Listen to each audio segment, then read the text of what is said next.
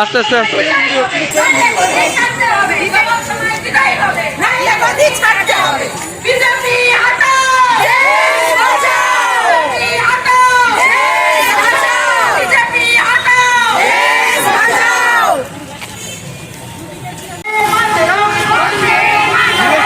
বলবি কেন্দ্র সরকার জবাব চাই, জবাব দাও। মণিপুরে মহিলাদের উপর অত্যাচার হলো কেন? কেন্দ্র সরকার জবাব চাই, জবাব দাও।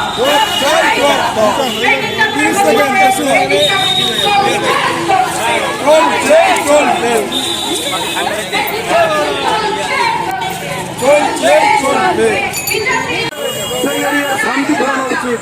কিন্তু কি করছে কেন্দ্র সরকার?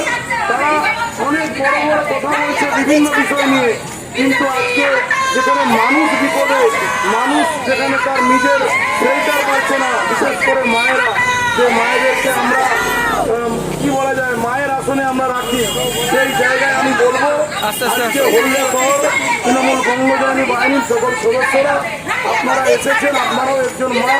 অর্থাৎ আমার মনে হয় সর্বধর্ম সর্বশ্রেণীর মানুষ এই যে নারকীয় হত্যা বা নারকীয় যে বর্বরতার সহিত অত্যাচার হচ্ছে আজকে মণিপুরে, আজকে আপনারা দেখেছেন দুইজন মহিলা, তাদের কি অপরাধ, তাদেরকে মেরে, তাদেরকে ধর্ষণ করে, তাদেরকে বিবস্ত্র করে রাস্তায় হাঁটানো হচ্ছে। অর্থাৎ আমাদের দেশের কলঙ্ক। আমার মনে হয় এই কেন্দ্র সরকার ইমিডিয়েট আমরা সকলে ঐক্যবদ্ধ হয়ে সমস্ত জায়গায় এই সরকারের বিরুদ্ধে আমাদের গর্জে ওঠা উচিত, সমস্ত জায়গায় এই সরকারের বিরুদ্ধে আমাদের প্রতিবাদ করা উচিত।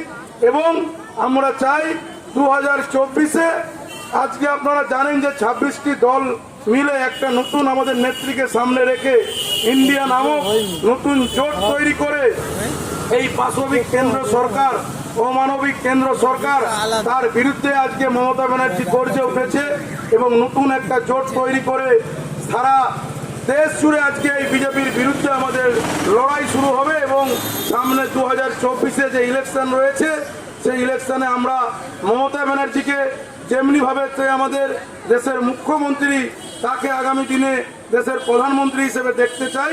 আপনারা সকলে আশীর্বাদ দোয়া করবেন এই বলে সকলকে আরেকবার আমার পক্ষ থেকে আন্তরিক ধন্যবাদ, কৃতজ্ঞতা জানিয়ে আমার বক্তব্য শেষ করলাম। জয় হিন্দ, বন্দে মাতরম, তৃণমূল কংগ্রেস জিন্দাবাদ, বাংলার জননেত্রী মমতা ব্যানার্জি জিন্দাবাদ, আমাদের যুবরাজ অভিষেক ব্যানার্জি জিন্দাবাদ। ধন্যবাদ অর্ণবদাকে। একদম ছোট করে আজকে আপনাদের কি কর্মসূচি ছিল? আজকে আমাদের মণিপুরে যে মহিলাদের উপর নারকীয় অত্যাচার, তার বিরুদ্ধে মহিলারা আজকে পথে নেমে তার মোমবাতি হাতে নীরব হয়ে তার প্রতিবাদ সভা করে। আজকে আপনাদের কি কর্মসূচি ছিল? আজকে আমাদের কর্মসূচি ছিল হলদিয়া শহর বঙ্গজননী বাহিনীর উদ্যোগে তাদের সকল সদস্যদেরকে নিয়ে মণিপুরে যেভাবে নারকীয় অত্যাচার চলছে এবং পাশবিক মহিলাদের উপরে বিশেষ করে যে অত্যাচার আমরা দেখছি, যে মণিপুরে যে সরকার, সে সরকার এবং কেন্দ্রীয় সরকার দুটোই নীরব ভূমিকা, কেউ কোনো মুখ খুলছে না। এবং যে নারকীয় হত্যালীলা চলছে সেখানে সাধারণ মানুষ, কোনো আইনি ব্যবস্থা নেই, আইন শৃঙ্খলা সেখানে বিঘ্নিত। এবং সেখানে এই নারকীয় অত্যাচারের বিরুদ্ধে হলদিয়া শহর তৃণমূল কংগ্রেসের সকল সদস্যদেরকে নিয়ে আমরা ধিক্কার মিছিল করলাম। দুর্গাচক সিপিডি মার্কেট থেকে আমরা ধিক্কার মিছিল শুরু করেছিলাম, খঞ্জনচক হয়ে পুনরায় আবার সিপিডি মার্কেটে এসে ধিক্কার মিছিল শেষ করি এবং ধিক্কার মিছিলের পরে আমরা পথসভা করি।